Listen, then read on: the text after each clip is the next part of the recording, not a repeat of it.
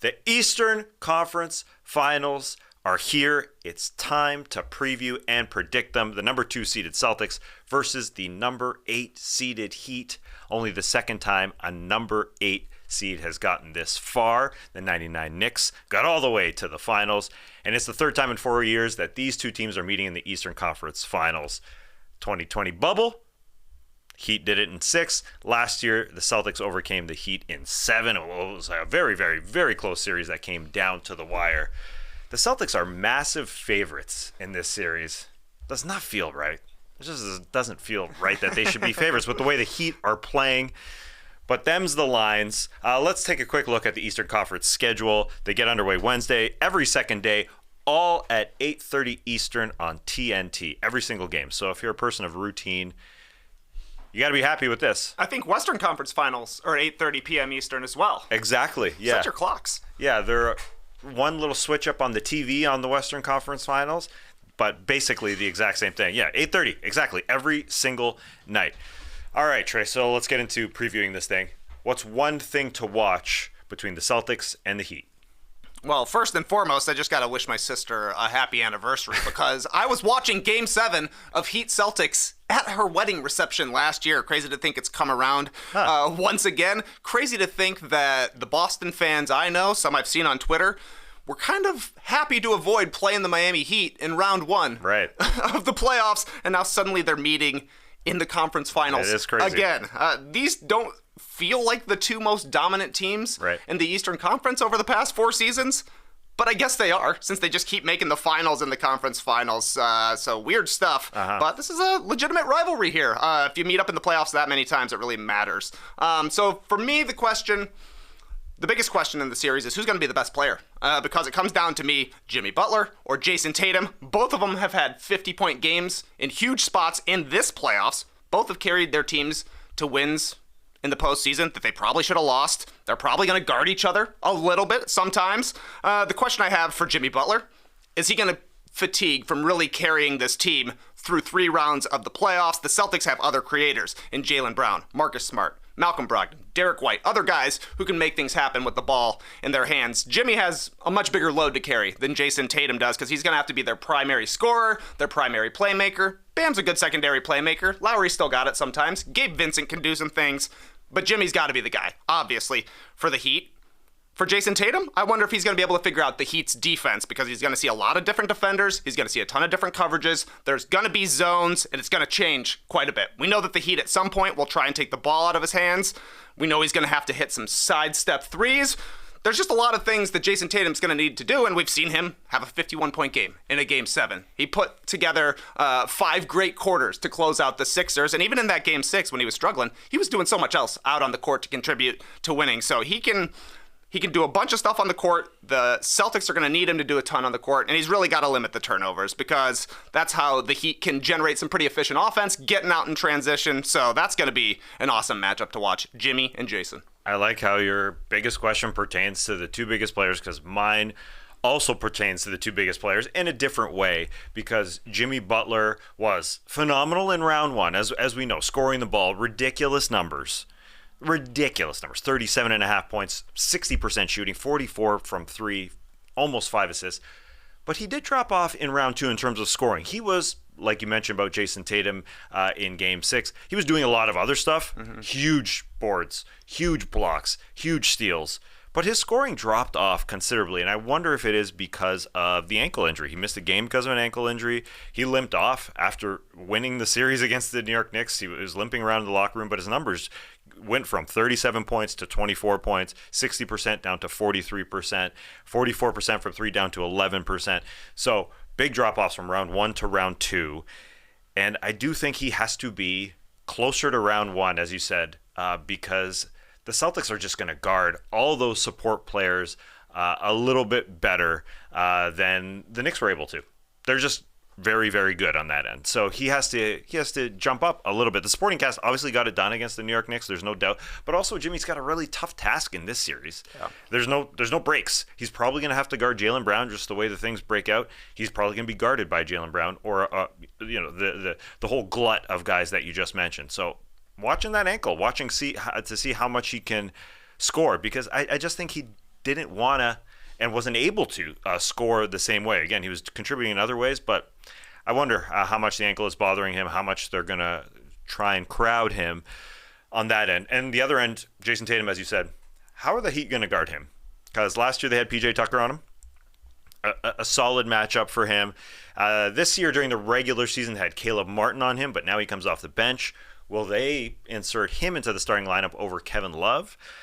It's a possibility, but I wonder if the Celtics go to their two big lineup that they finished last round with. They like the Rob and the Al Horford, the Rob Williams and Al Horford starting. Then you can put Kevin Love out there, and that adds some space for Jimmy drives. I think that's important. But the matchups are going to be crazy. Eric Spoelstra's going to have so much fun out there because let's say Rob Williams and Al Horford start. Love probably stays in. I think you'll see Gabe Vincent on Jason Tatum to start. I know it sounds a little nuts. It's not going to be Strus. It's not going to be Jimmy. So I think if you got Love and Adebayo starting, I think it's going to be Vincent. Or if Love goes to the bench, Martin probably starts on Tatum, Butler on Brown, Adebayo on Robert Williams, and then Vincent on Smart, Strus on Horford, which the Celtics do. So this is just a wild matchup time. And Spoelstra's going to revel in. He's going to love it. And that's the advantage that many people think the Heat have is just the coaching, that they can mix and match on the Heat side, the experience that they have. But the Celtics, up and down, on paper at least, are the better team, but the Heat continue to prove that their supporting cast is just going to come through no matter what. Yeah, the Celtics are definitely the most talented team. That's why they are such a big favorite in this series and why they're the championship favorite for the four teams that are remaining, because they've been one of the best teams in the league for the entire year. But you're right, the Spoelstra versus Mazzulla matchup, a coaching matchup, are they guarding each other? I don't know, but it's definitely tilted towards Eric Spoelstra. But you're 100% right. The fifth starter is like the adjustment spot right now, because you can foresee a world where the Celtics decide they want to start Derek White, like they did for the majority of the season, like they did for the first 5 games in the last series. He was really good against the Atlanta Hawks. He really struggled against the Philadelphia 76ers, but he'd be a nice option against Jimmy Butler, I think. And in that case, there's really nobody for Kevin Love to guard if the Celtics decide to go small. But if they want Robert Williams to start, and it seemed like the players were pretty happy that he was back in the starting lineup, then Jaylen Brown has to guard Jimmy Butler, and that's a lot more of an ask from him, and, maybe Kevin Love gets some easy shots. So I'll be interested to see who's the starting power forwards for both of these teams. That's a good call. All right, let's move on. The X Factor, as we always talk about in playoff series. Who is your X Factor, Trey? For the Celtics, it is Derek White, I think. He had a case for the best player on the Celtics against the Hawks. 17 points per game, 4 rebounds, 3 assists, shot 55% from the field, 45 from 3. But against Philadelphia, I thought he really lost his confidence. Kind of looked like the Derek White we saw at the end of last season's playoffs. Robert Williams eventually took his starting spot. I don't know if the reactions from Marcus Smart and now Horford are what you want to hear from Derek White when they're like, yes, we're finally back to our great team. That means we had to send a guy to the bench. And Derek White wasn't great against the Sixers. 9 points, 3 rebounds, 1 assist, 39% from 3, and was definitely hesitant taking them. They're going to need the good Derek White because the Heat are going to force the other players to make shots and to make plays, and Derek White is a capable guy. Malcolm Brogdon has been the guy off the bench for the Celtics, but I think the fact that White may start, maybe a 6th or 7th man, he's got to have a big series for Boston.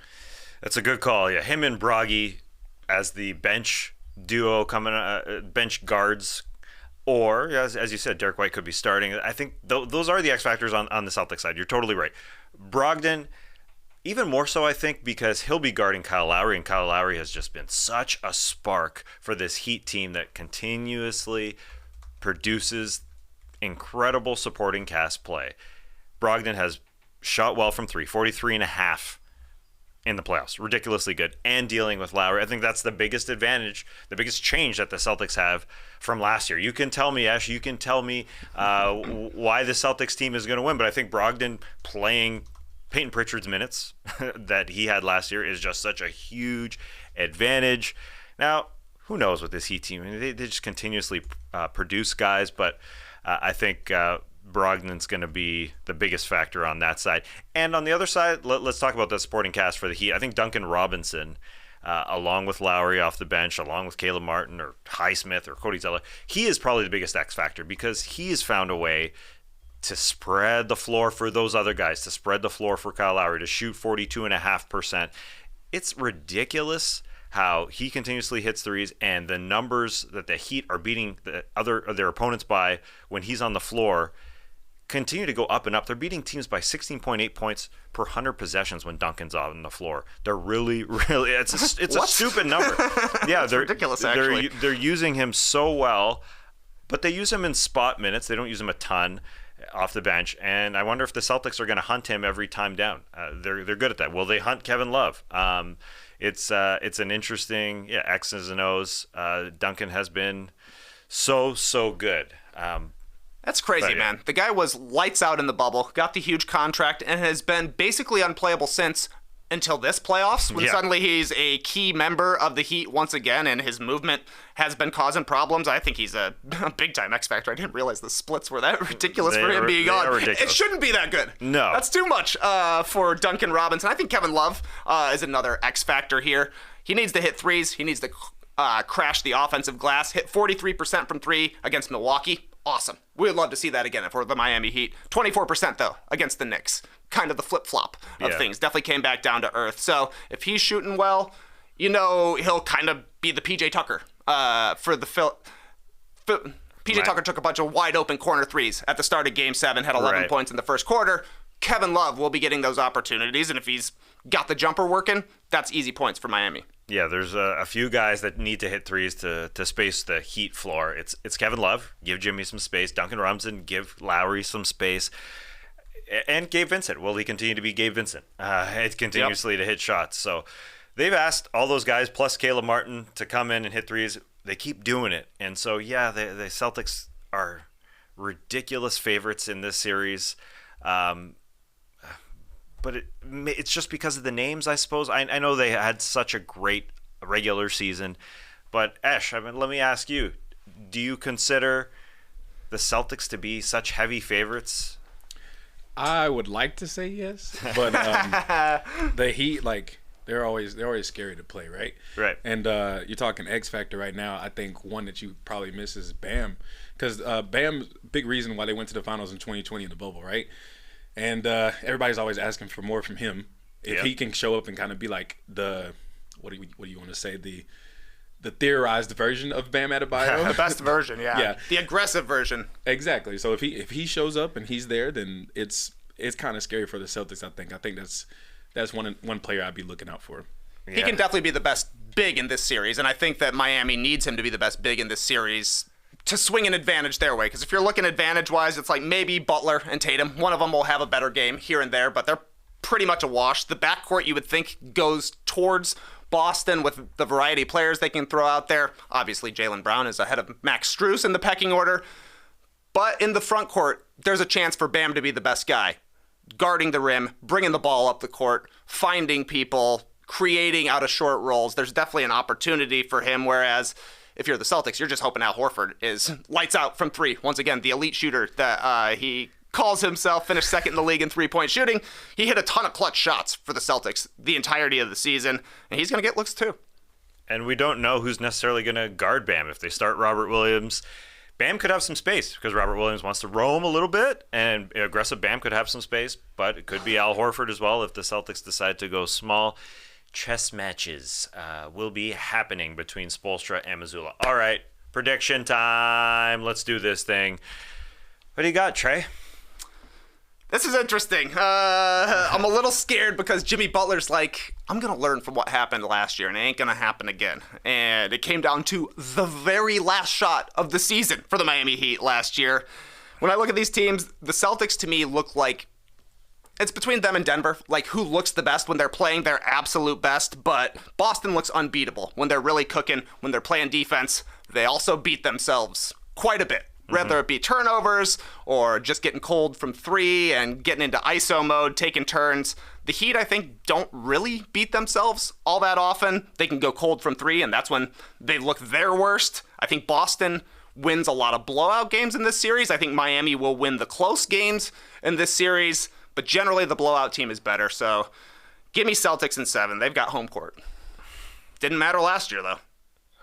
They won on the road. They went on the road. Yeah. They, Celtics in 7. They took care of business on the road. Let me ask you, that Jimmy Butler shot right at the end, you were at your sister's wedding. Yes. Did you go in a corner and watch it live? Did you watch it a little bit later? How did that work?